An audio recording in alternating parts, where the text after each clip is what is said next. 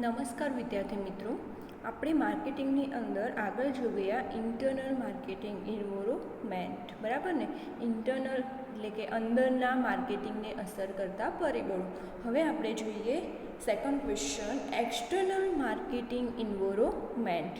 External marketing involvement એટલે કે માર્કેટિંગની અંદર આંતરિક માર્કેટિંગના પર્યાવરણ બાહ્ય માર્કેટિંગના બાહ્ય પરિબળો કે બહાર કયા તત્વો માર્કેટિંગને અસર કરે છે.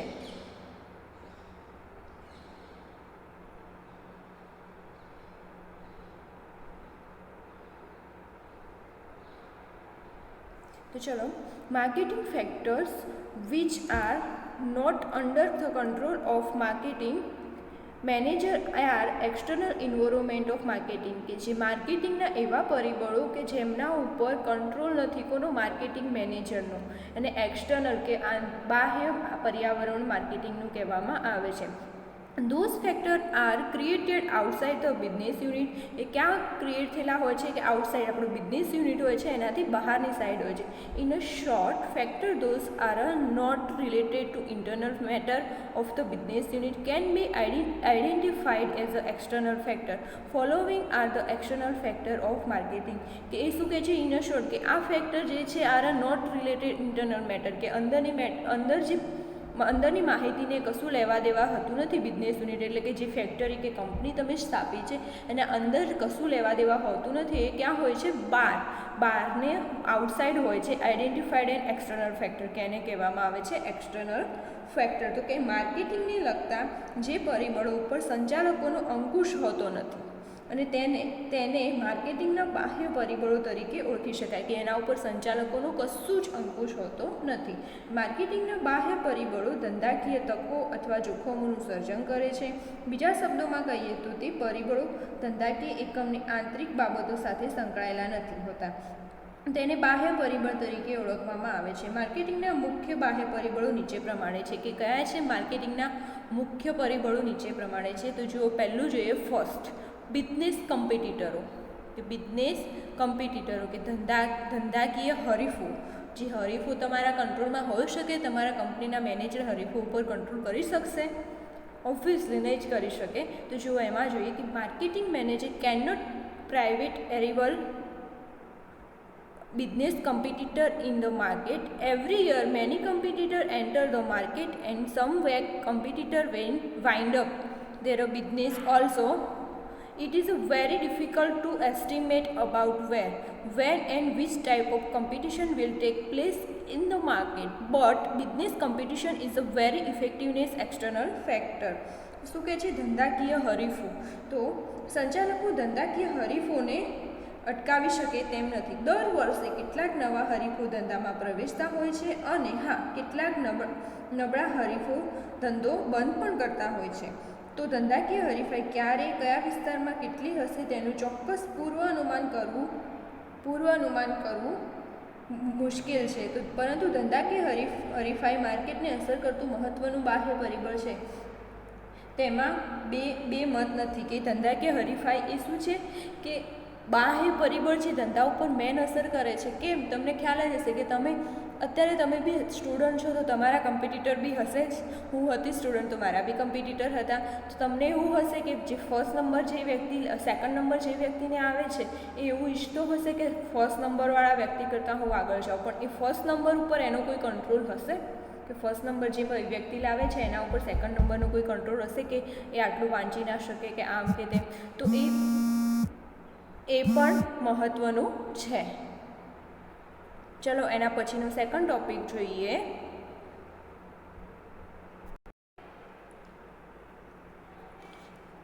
Customer are unpredictable. કે કસ્ટમર આર અનપ્રિડિક્ટેબલ કે ગ્રાહકો ઉપર તમારો કોઈ કંટ્રોલ હોઈ શકે છે કે તમારે આ વસ્તુ લેવી જ પડશે કાં તો આની વેચાણ કરવું જ પડશે. તો જો, there are hundredable of customer in the market, but it is difficult to determine which type of customer will purchase the product, when, from where and in how much quantity. Every no one predict predict about the potential customer also. Nowadays, estimation of potential customer is done on the basis of birth, rent, death, rent, girls' education and rent and migration of population. શું કહે છે કે તમારો ગ્રાહકો ઉપર પણ કંઈ control હોતો નથી. જો બજારમાં અસંખ્ય ગ્રાહકો હોય છે, આ પૈકી કેટલાક ગ્રાહકો કંપનીની ચોક્કસ બ્રાન્ડેડ પેદાશના આગ્રહી હોય છે. કે તમને ખ્યાલ છે કે ઘણા એવા હોય છે કે બ્રાન્ડેડ વસ્તુ જ ખરીદતા હોય છે, પરંતુ મોટાભાગના ગ્રાહકો ક્યારે કઈ વસ્તુ કેટલા પ્રમાણમાં ખરીદશે તે અંગેનું અનુમાન કરવું પણ મુશ્કેલ છે. કે ઘણા એવા હોય છે કે કઈ વસ્તુ ક્યારે કેટલા પ્રમાણમાં ખરીદશે એનું અનુમાન કરવું મુશ્કેલ હોય છે. કે તમને ખ્યાલ જ છે કે એમાં આપણા લેડીઝ વર્ક પણ આવતો હોય છે કે ગમે તે માર્કેટમાં ગઈ આ વસ્તુ પસંદ આવી ગઈ તો શોપિંગ કરી લેતા હોય છે. કે કેટલા પ્રમાણમાં લેશે એ પણ અનુમાન કરવું મુશ્કેલ હોય છે. તે આ ઉપરાંત સંભવિત ગ્રાહકો વિશે પણ ચોક્કસ અનુમાન થઈ શકતું નથી. જો કે વર્તમાન સમયમાં જન્મદર, મૃત્યુદર, કન્યા કેળવણી દર, વસ્તીનું સ્થળાંતર, માધ્યમોની અસર વગેરે બાબતોને ધ્યાનમાં રાખીને સંભવિત ગ્રાહકો વિશે પૂર્વ અનુમાન કરવામાં આવે છે. કે જન્મદર, કે કેટલા જન્મદર છે. નાના બેબીઝના કપડાં બનાવતા હોય તો કંપનીનો માલિક એવું ઈચ્છતો હોય ને કે જન્મદર અત્યારે શું છે. પછી મૃત્યુદર, પછી છે કન્યા કેળવણી દર, કે કન્યા કેળવણી દર કન્યાઓ કેટલી છે તો એના નાના બેબીઝ છોકરીઓના કપડાં બનાવવાના હોય તો એમાં કેટલી છોકરીઓ છે એના આધારે કે અંદાજ પૂર્વ અનુમાન કરવામાં આવે છે. પછી કે વસ્તીનું સ્થળાંતર, કે વસ્તી અહીંયાથી બીજા જગ્યાએ જાય છે, અને માધ્યમોની અસર એ વગેરેની અસર ગ્રાહકો ઉપર થાય છે. પણ કોઈ પણ આપણે કંપનીના માલિકને એટલું ખ્યાલ તો નથી જ હોતો કે આ ગ્રાહક આટલી વસ્તુ ખરીદી શકે છે, તો એના ઉપર કોઈ કંપનીનો માલિક કંટ્રોલ કરી શકતો નથી. બરાબર છે. હવે એના પછીનું જોઈએ થર્ડ ટોપિક, મટીરિયલ સપ્લાયર, માલ પૂરો પાડનારાઓ. તો it is very important to purchase goods from a perfect supplier at the time of reselling. Goods can be availed of goods quality material in a time a low cost if the supplier is a trustworthy and if he is from nearby area. Mostly retailers purchase goods from a wholesaler and agents, and that is why it is very important to select faithful wholesale supplier for a manufacturing unit. To select supplier of a raw material is very important. કે જ્યારે પુનઃ વેચાણની પ્રવૃત્તિ કરવાની હોય ત્યારે યોગ્ય supplier પાસેથી માલની ખરીદી કરવાનું કાર્ય મહત્ત્વનું બને છે. કે તમે કોના જોડેથી રો મટીરિયલ, કાચો માલ સામાન લો છો એ મહત્ત્વનું છે.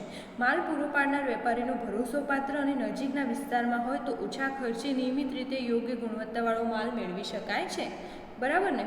કે જો એ માલ પૂરો પાડનાર વેપારી કોણ ભરોસાપાત્ર હોવો જોઈએ અને આજુબાજુ નજીકના વિસ્તારમાં જ રહેલો હોવો જોઈએ તો સારો એવો માલ પૂરો પાડી શકે છે. સામાન્ય રીતે છૂટક વેપારીઓ, જથ્થાબંધ વેપારીઓ કે એજન્ટો પાસેથી માલ ખરીદતા હોય છે.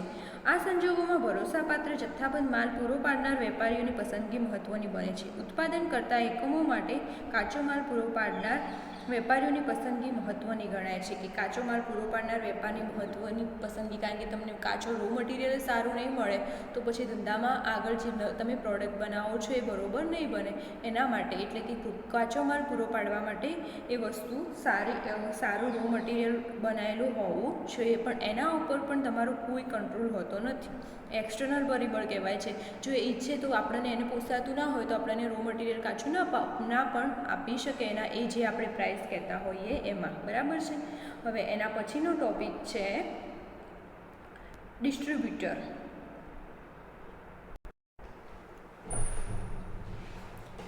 distributors કે વિતરકો. તો distribution are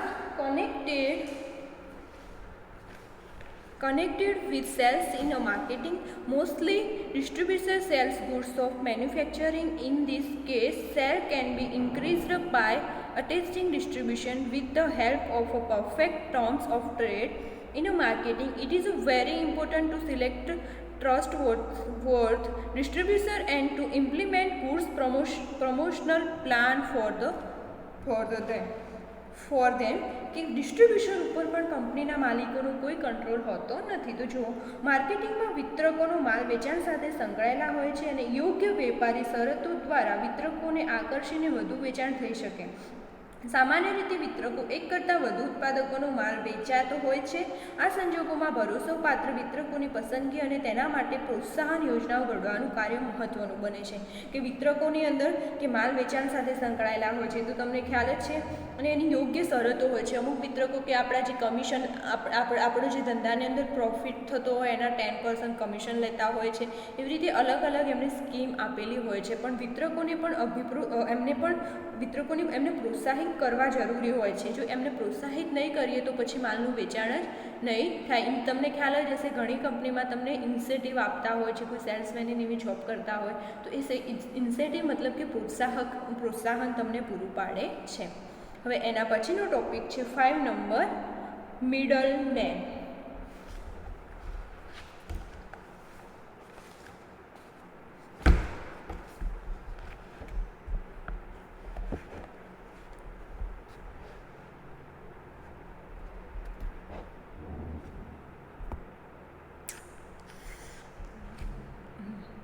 Middleman.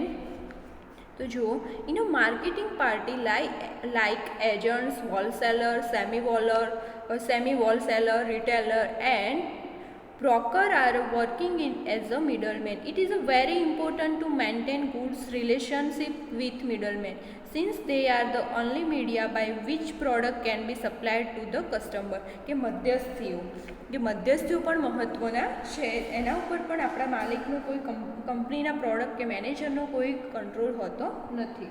તો માર્કેટિંગના એજન્ટો જથ્થાબંધ વેપારીઓ, અર્ધ જથ્થાબંધ વેપારીઓ, સેમી હોલસેલર, છૂટક વેપારીઓ, દલાલો વગેરે મધ્યસ્થી તરીકે કાર્ય કરે છે. તેમના દ્વારા તૈયાર પેદાશો અંતિમ ગ્રાહકો સુધી પહોંચતી હોય છે. તેથી મધ્યસ્થીઓ સાથે સારા સંબંધો કેળવવા અને જાળવવા જરૂરી હોય છે. કે આ લોકો જોડે આપણો સંબંધ, કંપનીના મેનેજરનો કે કંપનીનો સંબંધ સારો હોવો જોઈએ, કારણ કે એમના થ્રુ જ આપણું માલનું વેચાણ થતું હોય છે અને રો મટીરિયલ પણ મળતું હોય છે. તો એ લોકો સુધીનો અને એ ગ્રાહકો સુધી પહોંચતા હોય છે. મેન કે આપણે સીધા ડાયરેક્ટ ગ્રાહક જોડે નથી જતા હોતા, પણ એમના થ્રુ આપણે પેનલ હોય છે, દલાલો થ્રુ, અને દલાલો પછી જથ્થાબંધ વેપારીઓ, છૂટક વેપારીઓ, એ લોકો થ્રુ આપણે ગ્રાહકો સુધી પહોંચતા હોય છે. તો ગ્રાહકોના રિવ્યૂ શું હોય છે એ લોકો જ આપણને પૂરું કહેતા હોય છે. તો એમના જોડે પણ સંબંધ સારા હોવા જોઈએ, પણ એમના ઉપર પણ કંપનીના મેનેજરનો કોઈ કંટ્રોલ હોતો નથી. પછી છે 6 નંબરનો ટોપિક, ટ્રાન્સપોર્ટેશન.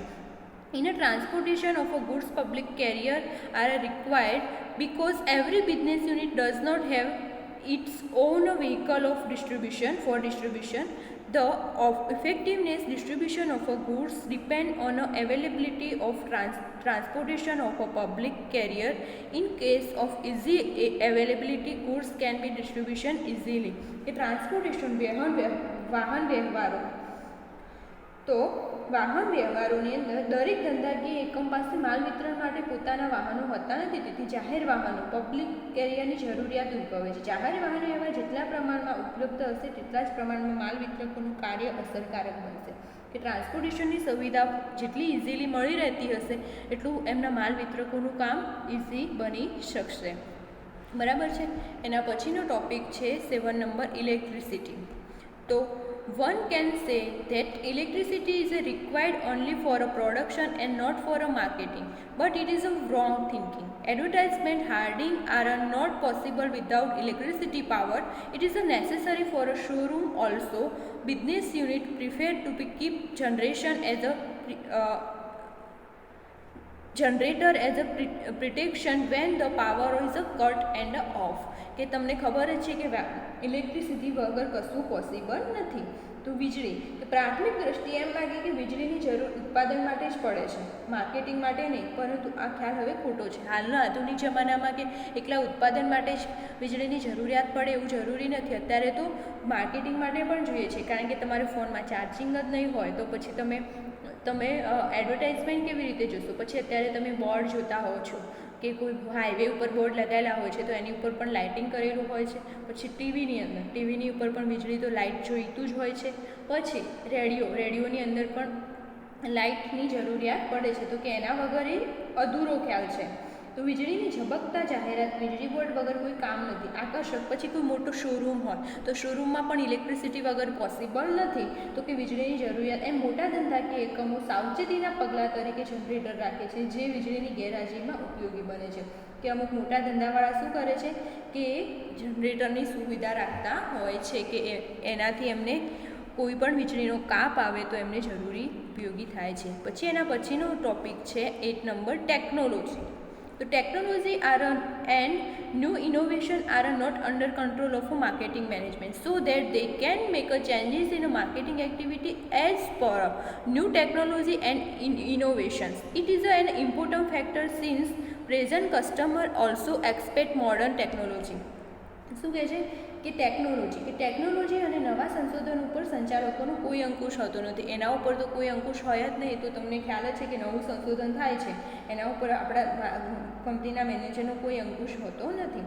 તેમાં ફેરફાર થાય તે મુજબ માર્કેટિંગ પ્રવૃત્તિઓમાં પણ ફેરફાર કરવા પડે છે. વર્તમાન ગ્રાહકો પણ આધુનિક ટેકનોલોજીની અપેક્ષા રાખે છે. તેથી જ આ પરિબળ મહત્ત્વનું છે કે અત્યારના ગ્રાહકો પણ અત્યારની આધુનિક ટેકનોલોજીનું જ આશા રાખે છે. એ પહેલી પ્રાયોરિટી એને જ આપે છે. તો એ પ્રમાણે આપણે વસ્તુનું ઉત્પાદિત કરવું એ મહત્ત્વનું છે. જેવું કે ધારો કે પહેલાં આપણે બનાવતા હતા જૂની બ્લેક એન્ડ વ્હાઇટ ટીવી, હવે તમે એ જ ટીવી કન્ટિન્યુ બનાવતા રહેશો તો તમારા ગ્રાહકો વધશે નહીં વધે, કારણ કે અત્યારે ટેકનોલોજી વધી છે. એલઈડી આવી ગઈ છે, એના પછી ટીવી કલરિંગ ટીવી આવી, એના પછી એલઈડી આવી. તો હવે બધા પ્રાયોરિટીસ એને આપશે એલઈડીની ખરીદી કરવાનું પસંદ કરશે. તો ટેકનોલોજીમાં જે પ્રમાણે ચેન્જીસ થાય છે એ પ્રમાણે આપણા ધંધામાં પણ ચેન્જીસ કરવો જરૂરી છે, બરાબર છે. પણ એ જે નવી ટેકનોલોજી શોધાય છે એના ઉપર આપણો કોઈ કંટ્રોલ હોતો નથી. એના પછીનો ટોપિક છે 9, નેચરલ ફેક્ટર કે કુદરતી પરિબળો. તો extreme hot, cold, rain and natural distribution affect marketing activity in sales of woolen cloth and raincoat cannot be increased without extreme cold or a heavy rain respectively. In effect, directly or indirectly, every nature event affect marketing activity. તો શું છે કે કુદરતી પરિબળ, અતિશય ગરમી, ઠંડી, વરસાદ તથા કુદરતી આફતો પણ માર્કેટિંગની પ્રવૃત્તિને અસર કરે છે. જો ખાસ ઠંડી કે વરસાદ ન પડે તો ગરમ કપડાં કે છત્રી કે રેઇનકોટનું વેચાણ કઈ રીતે વધે? તો વાસ્તવિકતામાં દરેક કુદરતી ઘટનાઓ માર્કેટિંગ પ્રવૃત્તિને પ્રત્યક્ષ કે પરોક્ષ રીતે અસર કરતી હોય છે. એ તો ખ્યાલ જ છે કે પ્રત્યક્ષ કે પરોક્ષ રીતે તમને કુદરતી પરિબળો અસર કરતા હોય છે માર્કેટિંગ પ્રવૃત્તિને. એના પછીનો ટોપિક છે 10મો, સોશિયલ ફેક્ટર. સોશિયલ એટલે કે સામાજિક પરિબળ કે religion, customers, tradition, function and festival also effect marketing activity. Most of the firms frame marketing strategy only after consulting social factor. To avoid the factor is not possible since your country follow many religions and customs. શું કહે છે કે સામાજિક પરિબળો, રીત રિવાજો, રૂઢિ, પ્રસંગો, તહેવારો વગેરે માર્કેટિંગ પ્રવૃત્તિને અસર કરે છે. સામાજિક પરિબળોને ધ્યાનમાં રાખીને જ મોટાભાગની પેઢીઓ પોતાની માર્કેટિંગ વ્યૂહરચના ઘડતી હોય છે. તો આપણે દેશ અને અનેક ધર્મ અને રીત રિવાજોને અનુસરીએ છીએ, તેથી આ પરિબળની અવગણના ન થઈ શકે. તમને ખ્યાલ જ છે કે આપણે ઇન્ડિયાની અંદર કેટલી અલગ અલગ જાતિઓ હોય છે, તો એમના અલગ અલગ રીતો રિવાજો, એમના અલગ અલગ તહેવારો હોય છે. તો એ ધ્યાનમાં રાખી અને માર્કેટિંગ પ્રવૃત્તિ કરવી પડે છે આપણા કોઈ પણ દેશની અંદર. તો એ પણ એ મહત્ત્વનું પરિબળ છે. એના પછીનું છે 11 નંબર કે ગવર્મેન્ટ રિલેશન, તો કે સરકારી નિયંત્રણ. તો government relation are not be avoided at the time of marketing operation. Government restriction including price controls, the storage restriction of a few advertisement, restriction on import and export etc. ગવર્મેન્ટનું નિયંત્રણ પણ જરૂરી છે ધંધામાં. તો સરકારી નિયંત્રણો માર્કેટિંગની પ્રવૃત્તિ કરતી વખતે સરકારી નિયંત્રણોની અવગણના ના થઈ શકે, એની અવગણના આપણે કરી શકતા નથી. આ નિયંત્રણોમાં કિંમત અંકુશ, સંગ્રહ નિયંત્રણ, કેટલી જાહેરાતો ઉપર નિયંત્રણ, આયાત નિકાસ નિયંત્રણ વગેરે બાબતોનો સમાવેશ થાય છે. કે એની અંદર ઘણી બધી બાબતોનો, એની કે આપણે કિંમત વધુમાં વધુ ના રાખી શકીએ, અમુક જે નિયમ હોય એ પ્રમાણે જે વસ્તુની કિંમત રાખી શકીએ. પછી કે આપણે જે માલ બનાવ્યો છે સ્ટોર કરવાની પણ અમુક લિમિટ હોય છે. પછી કે જાહેરાત ઉપર નિયંત્રણ, અમુક એવી બોલ્ડ જાહેરાતો આવતી હોય તો એના ઉપર પણ એવી કોઈ જાહેરાત પણ આપણે ન આપી શકીએ કે જેથી દેશની અંદર સામાજિકતા તત્વ પેદા થાય. તો એ પણ મહત્ત્વનું છે. અને આયાત નિકાસ કે આપણે આ કેટલો માલ ખરીદી શકીએ છીએ અને કેટલું વેચાણ કરી શકીએ છીએ કે પછી બહારના દેશમાં આયાત નિકાસ કરી શકીએ છીએ, એના ઉપર પણ ગવર્મેન્ટના અમુક નિયંત્રણો હોય છે. તો વિદ્યાર્થી મિત્રો, આપણે આ જોઈ લીધા 11 પરિબળો છે એક્સટર્નલ માર્કેટિંગ ઇન્વોલ્વમેન્ટ. આ ક્વેશ્ચન પણ મોસ્ટ આઈએમપી ક્વેશ્ચન છે. તો જુઓ, તમને આમાં કંઈ પણ ક્વેરી હોય, ના ખ્યાલ આવ્યો હોય તો તમે મારો પર્સનલ કોન્ટેક્ટ કરી શકો છો, યા તો કોલેજમાં આવી અને મળી શકો છો. આભાર.